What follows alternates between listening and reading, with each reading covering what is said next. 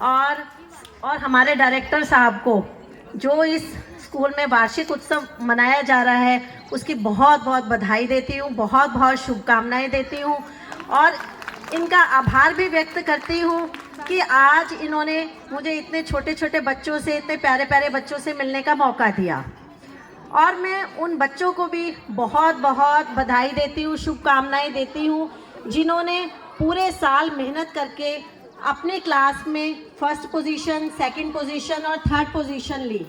और साथ में सभी मेहनती स्टाफ को भी उस चीज़ के लिए बधाई देती हूँ, जिन्होंने पूरा साल मेहनत करके और जो हमारे देश का भविष्य, ये छोटे छोटे बच्चे हैं, उनको ग्रूम किया। मैं आप सबसे दो बातें भी ज़रूर शेयर करूंगी और उन माता पिताओं से भी, यहाँ बहुत सारी मेरी माताएं बहनें बैठी हैं, कि देखिए स्कूल शिक्षा का मंदिर तो होता ही है।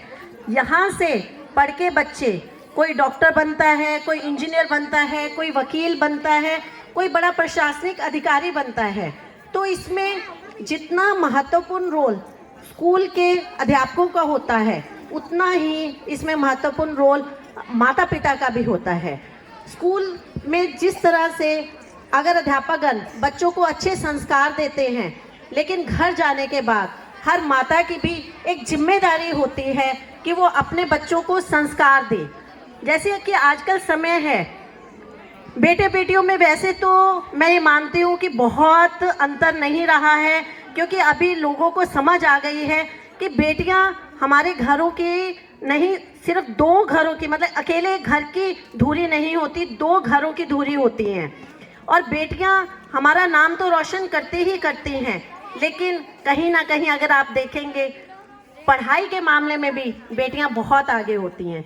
तो मेरी माताओं से मेरा सिर्फ एक संदेश रहेगा कि बेटे बेटियों में कोई अंतर ना करें और ना ही बेटियों को बेटा बनाने की होड़ में शामिल हो, क्योंकि बेटियों का अपना एक अस्तित्व होता है।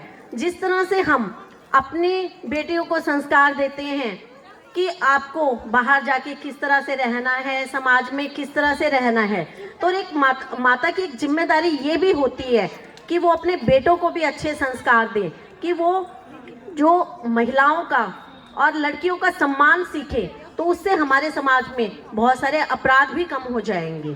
तो आप सबको दोबारा से मेरी तरफ से बहुत बहुत शुभकामनाएं। आप सबका बहुत बहुत आभार। धन्यवाद।